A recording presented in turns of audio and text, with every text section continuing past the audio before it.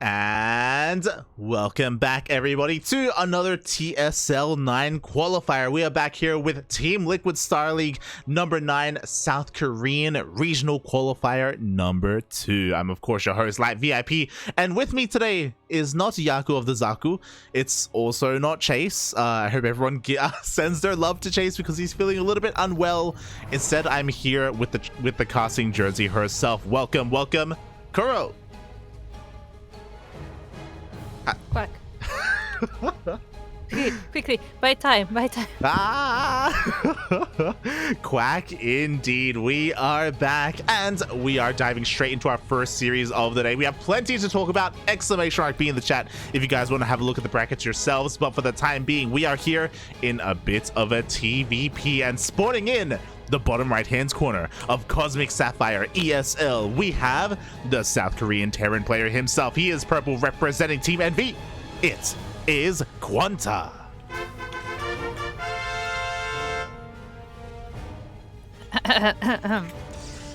And on the other side of the map of Cosmic Sapphire ESL, we have the red Protoss player, also representing Team NV.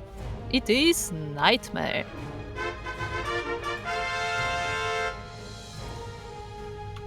Exactly, and we are already popping things off here. As a reminder to everyone, this is of course going to be played out on the new map, so that is why we are here on Cosmic Sapphire. And I also have, some sad news, not just to the chat, but also to myself, also to Kuro. Kuro, I don't know if you noticed, but 0 notable Zergs in today's bracket. What? What? Exclamation mark Funada Dongregyu, Funada Su, Funada Armani. Rogue couldn't play, and there is Mondo. What? We have Mondo Copium. I love you, Mondo. I love you, but again, what notable Zerg players? Unfortunately, yesterday, Solar and Ragnarok qualified, so we already had 2 Zergs make it through. But when it comes to the other South Korean Zerg players, they are nowhere to be found. Dark as well. Where's Dark? Yeah, I feel like Dark maybe just be like still tired True. after Valencia or something, or maybe like maybe he's celebrating. Hey, maybe he's busy celebrating, like he went for vacation straight up. Who knows? Yeah. But I feel like important to note is that there is still a third qualifier for the Korean players, so maybe that's when they show up. Exactly. I mean, there are a lot of qualifiers. There's a third regional, and there's also the Asian server qualifier, right? Am I crazy? Yes. Yeah. I mean, Asia server, yeah. Yeah. So there's 2 more qualifiers after this one, so there's still plenty of opportunities for other Zerg players to make it through. But for the time being, the bracket is full of blue and green, Protoss and Terran. That is all we have tonight, and we have our first starting players here. Nothing too crazy in the early game, pretty standard openers. We do have the Adept coming across the map, but the CC is already done. So QuanTa just has to make sure he holds on here and doesn't lose too many workers. And I have a question too, Light. Isn't QuanTa one of those stylistic ones? That's an interesting way to put it. He's one of the crazy ones, right? Yeah. He is. Yeah, he is. I'll be honest, I keep confusing QuanTa with Honmono. I love them both. I love them both so much. But this is part of what I'm talking about. Okay, so to start things off, we are going for a bit of a Widowmine drop here. Again, everything is looking pretty standard for QuanTa. For those of you who were with us yesterday, who were with us last night, QuanTa is the player who specifically in TVZ, he goes for quad Thor drops with 1-1 timings. We never got to see it come to fruition, but that is what he does in that matchup at least. I mean, he tried. It was a thing. Yeah, he tried. Didn't work. But, hey. This is what's disgusting about this map. I love how NightMare is showing it off as we do have the drop coming across the map.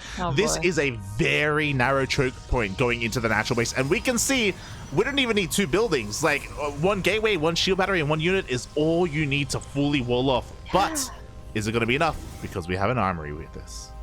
Yeah, I was gonna say this is such a bizarre wall, but once again, like these Hellions are mostly a distraction, but they make it anyway. Never. We do have a warp in just in time. At the same time, here we go. The Widowmine drop is diving on in. We need detection to deal with these Widowmines. Bear in mind, Widowmines are going to borrow it. Oh! That was close, but the probes just escaped. This one maybe. Oh god, we'll see. The Woodmines are trying to waddle their way over to the workers. Can they get the shots off? Up! No, out of range. And the Blink Micro is looking pretty sexy. At the same time, we have another Widowmine drop coming across the map. Observer is done, bearing in mind that we did have a Robo follow-up after the initial Twilight Council, so we did have access to detection. If we didn't, it may have been GG then and there, but NightMare was ready for this. But again, to be fair, QuanTa isn't done. Yeah, but speaking of QuanTa, I don't know if I like him approaching this drop from this side of the map, because this is where NightMare's bases are, so like he sees him like way ahead of time. Yeah, exactly. I feel like maybe it would be better if he went from the north. I agree. Oh no! Oh, it's the Widowmine. Sorry, the medevac does get sniped. 2 Widowmines in the medevac go down, and the third one goes down as well without a single shot going off. I'm afraid to look, but the units lost tab isn't looking very good for the Terran. Yeah, but this is exactly what I meant. Like, he flew over the third base, which like barely has anything, and then he flies straight into the Stalkers. So maybe it would be a better approach to just go straight for the main instead. He may try now. Yeah, shout out to QuanTa. He's listening to the stream. He's like, you know what, Kuro? That's a good idea. Let's go for another job going straight into the main base. Unfortunately, this one is only with 2 Widowmines, not 4. Again, QuanTa's aggression has slowed down over time. Are we going to see a skit? I would have loved to see him try to snipe the Observer or something, but there are plenty of Observers, to be fair. Nice deny on the base, but he parked it right under Observer, so it's not gonna do much. Yeah, and back at home, we see a transition into bio play. We saw 2 more Raxes thrown down immediately. An interesting thing to point out is that we actually had a prioritization of Concussive Shell. Concussive Shell was the first upgrade finished here. QuanTa clearly was a little bit paranoid about a Stalker counterattack. I mean, there is a counterattack coming now, a bit later than he expected, I guess. And Stim will be like barely done, maybe. Yeah, Stim is still on the way. To be fair, we didn't have a lot of medevacs because a lot of them were dying because of the drops. Oh, another medevac gets sniped.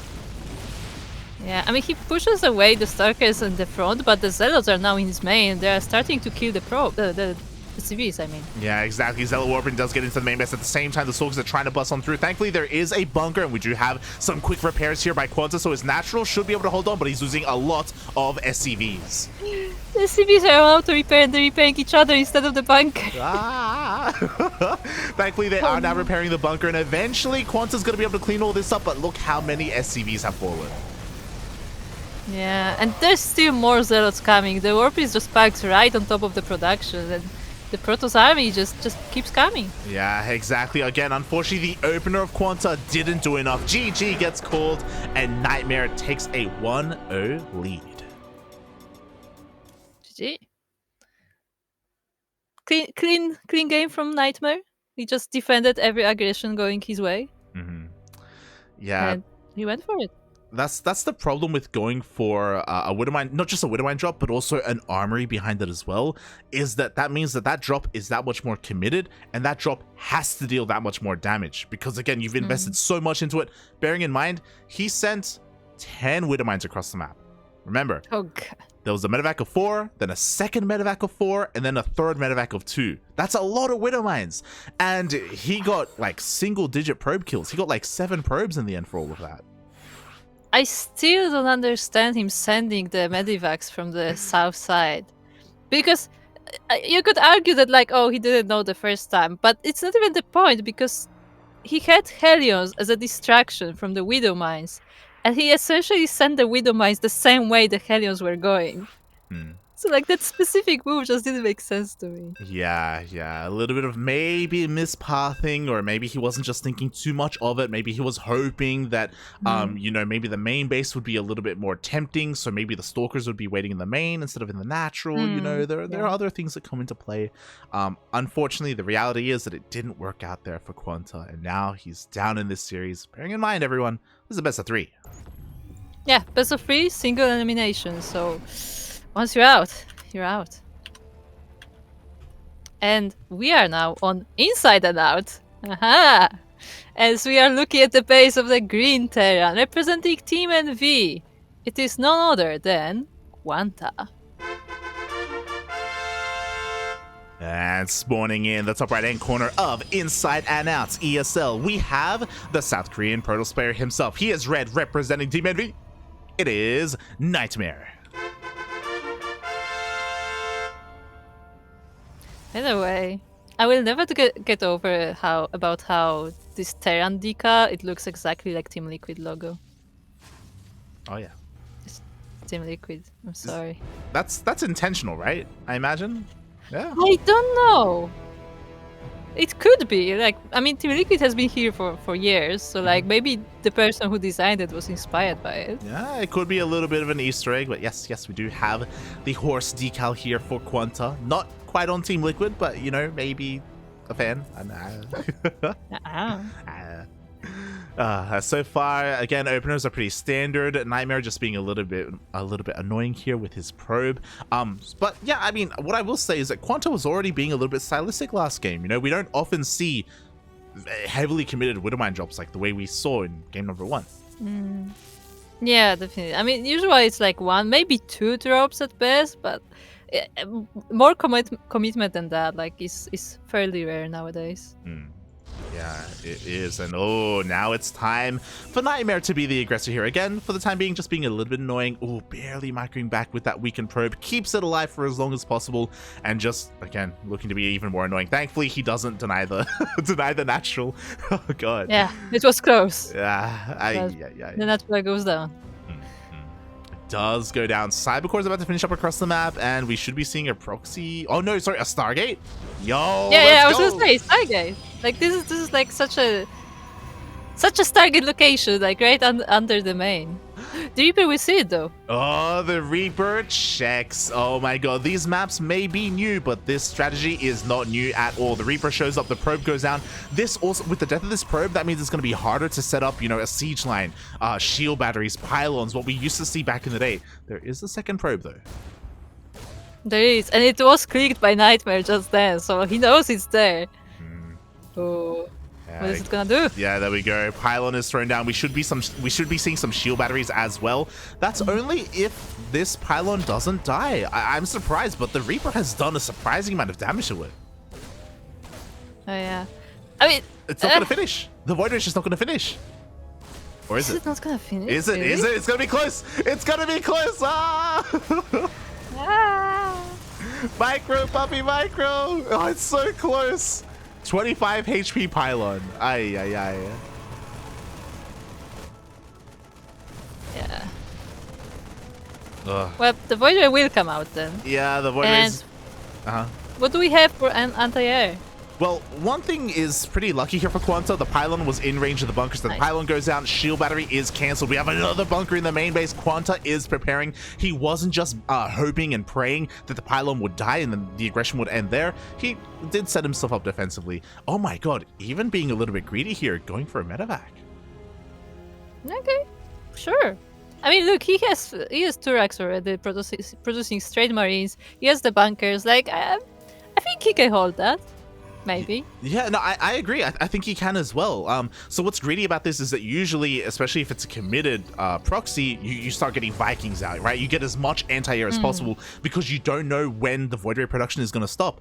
But because of the death of the shield batteries, there's no reason to be hyper defensive. And now with the medevac, he has an option to drop across the map if he doesn't lose too much here. Yeah, I mean, the Reaper is trying to do some damage on the map. Oh. Yeah, gets the Void Ray. Yeah, gets the Void Ray. The Marines hunt down this Void Ray as well. It barely survives, barely getting away. Looks like maybe with the help of the Phoenix. No, it does get hunted down. Yeah, the medevac actually pays off, hunting down that Void Ray. Now the Phoenix doesn't really do much. And I mean, the Stalkers will keep this alive for now, but I think it's worth it for QuanTa. Yeah, I mean, with these reinforcing Marines, I mean, the medevac is going to be able to survive. Like, QuanTa is shutting this down pretty hard. The Stalkers, they have nowhere left to go. Like, there was no Twilight Council. They don't have any blink. Everything is just going to go down. Yeah, there's just more Marines streaming. Even the tank that the medevac actually gets taken down together with the Phoenix. Oh, exactly. Yeah, QuanTa holds. QuanTa holds. What's important is that a lot of the production goes down. A lot of units just went down as well. NightMare is struggling a little bit. Back at home, he has a single gateway to warp in. He can warp in one Stalker at a time. That's exactly what he's doing right now. He is so vulnerable to a counterattack. And QuanTa, with this medevac, he should go across the map immediately. And looks like that's exactly what he's gonna do, bringing up the tank as well and a Viking. Yeah, here we go. He's just zooming everything across the map. What do we have at home to defend? We are going to have one shield battery ready. We're also going to have overcharge, and overcharge is pretty good. NightMare's moving out.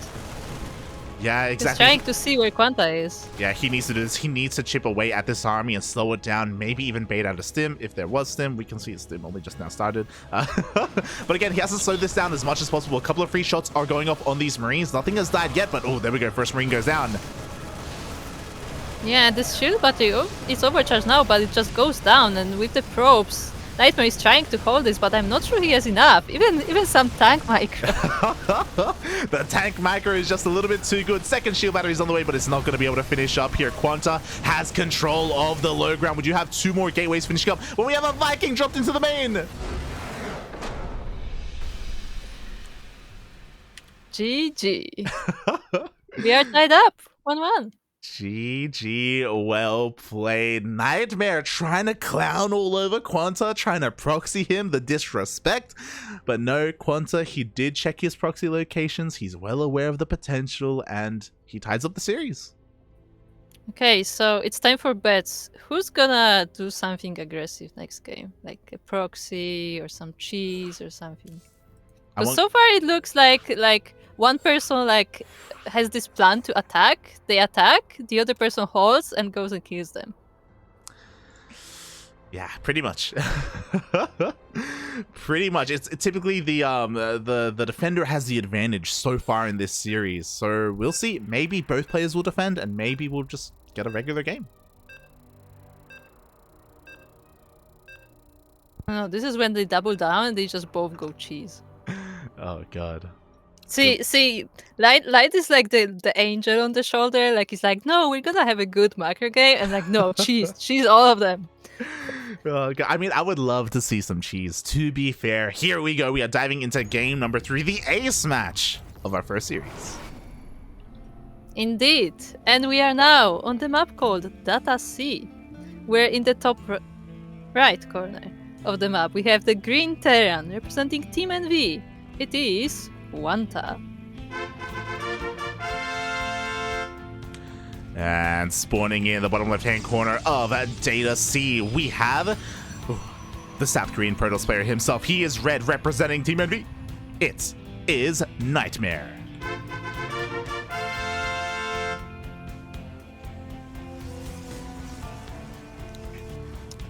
So, Light, I don't see workers moving on the map.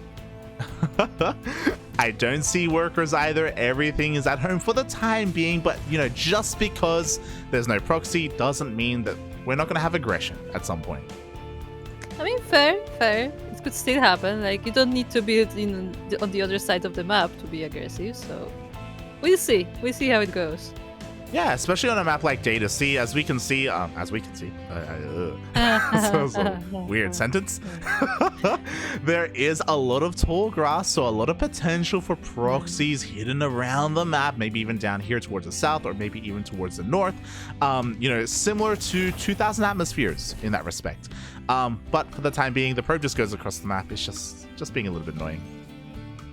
Yeah, just the usual Protoss things. You know, sending a probe and just trying to mess with the other player as much as possible. Seems to be happening in all matchups, really.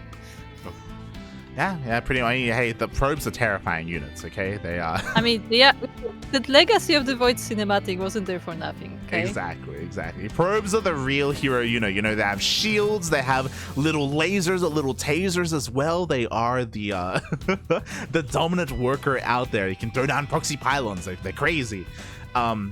But for the time being, you know, again, everyone is just chilling. Everyone is expanding. It looks like the Light Angel one. It's like, oh, I was just going for a macro game. Shaking my head. Shaking my head. Also, fun fact, I believe my food has been delivered. So after this game, I'm going to have to go and check outside to see if it's just waiting for me. Yes, yes. Exclamation mark menu pog in the chat. There are no codes. No, there are no codes. The code is a lie. The code is a lie. The code is a lie. That should be the theme. The code is a lie.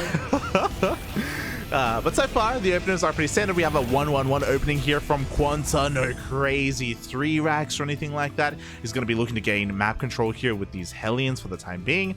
As NightMare comes across the map and, ooh, a little bit too late. He won't be able to delay that CC, but going to be a little bit annoying. We may still kill this probe, which would be nice. Oh, on the other side of the map, though, 2 probes falling down to the Reaper. Wow, I'm a little bit surprised for that Reaper to deal so much damage. Is the reason why I wasn't really focusing too much on it. I'm like, yeah, Reaper's going across the map. No, it's not going to do much, right? No, 3 probes actually going down in the end. Yeah, he's gonna meet this Adept, unfortunately, so this will be the end of its adventures. But hey, 3 probes total going down against 0 SCVs. Pretty good. Pretty good, pretty good. I think what's interesting is that QuanTa hasn't stopped Hellion production either. Unfortunately, he lost his Reaper, so it's going to be difficult to go for a bit of a run by, but that's going to be the goal here. For the time being, he runs into these Adepts. It looks like, with the target fire, he's going to be able to get one of them. Yeah, one Adept for 1 Hellion. I don't know about this, but hey. Yeah, and QuanTa slipped up a little bit here. He didn't raise the depots, so NightMare gets into the main base. He gets a free scout of the entire main. He knows, okay, nothing crazy is going on. There's no Tech Lab, there's no fast Raven, there's no fast Banshee, there's no 3 racks opener. I mean, he saw the Hellions anyway, and he's even here at home, fully walled off. Hellions do not get in. And he is walled off by units, but I guess it counts as a wall, yes. I noticed that NightMare seems to like these 2 building walls. Like, he doesn't seem to be too dedicated to walling off. Yeah, it's a little bit greedy. He's definitely cutting corners to do this, but if you can get away with it, like, it's kind of ideal. Meanwhile, QuanTa, with his Hellions he poked in, he saw the Robo. He should be aware of the Twilight Council opening. He hasn't seen the gases, but he does see the 3rd Nexus, so he is working with some information, not completely blind. And interesting, he's actually moving out. He looks like he wants to try and deny this 3rd. Yeah, that's what it does look like. What does NightMare have to stop him from this? 3 units. But we don't have a lot of units here for QuanTa, to be fair. Like, he's trying to migrate with his Cyclones. Cyclones are pretty good, though, and it looks like he doesn't quite get a look on yet. Oh my god, NightMare trying to focus it down. Yeah, and he will. And now that these Stalkers should be able to deal with the Hellions and Marines.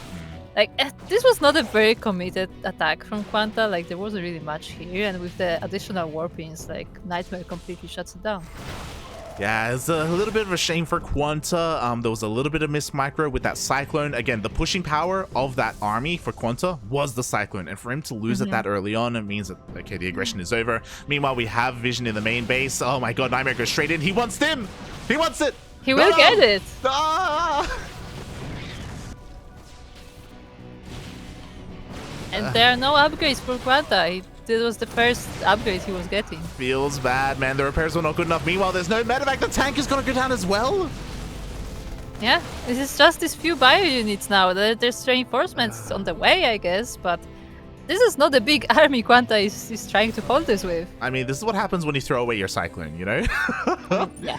Again, his Cyclone was the backbone of his army. It's such a shame that the tank went down. That means that this Stalker aggression is going to be that much more impactful. What's even more scary is that he only has that one factory, and he is not producing any more tanks. He has a reactor instead. He's making Widow Mines. Well, why? I think he wants to go for drops again.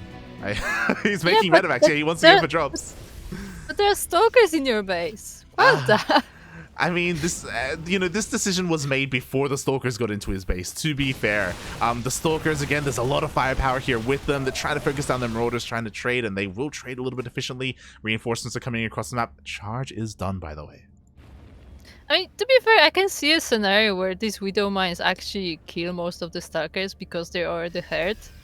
But with the reinforcements from the Warpies, I feel like this would be very hard to deal with. Yeah, I mean, the Zealots get into the main base. The main army's pushing through the natural as well. QuanTa just lost too much earlier, and his Widow Mines are across the map. He went for that drop that we were talking about. They're not here at home. Yeah, and The Protoss army once again just goes straight into the main of QuanTa, and the Zealots are just destroying everything. Yeah, and the Widowmine drop doesn't really do too much across the map. 25, 26 SCVs go down. QuanTa, again, just slipped up too much early on. He does have a bit of an army. Stim isn't even done. Bearing in mind the Stim was cancelled or denied. To be fair, there's nothing that could use it. Oh, yeah. There we go. We have 3 Marauders. It's fine. Yeah, we have a couple of Marauders. You know, we have a fast Ghost Academy as well. My God, QuanTa. The greed is real. He's trying to hold on. He wants to at least clean up all of these Zealots. But alas, he can't even do that. GG gets called. Yeah, and NightMare will be moving on to the next round. If we look at !B in the chat, who is he gonna face?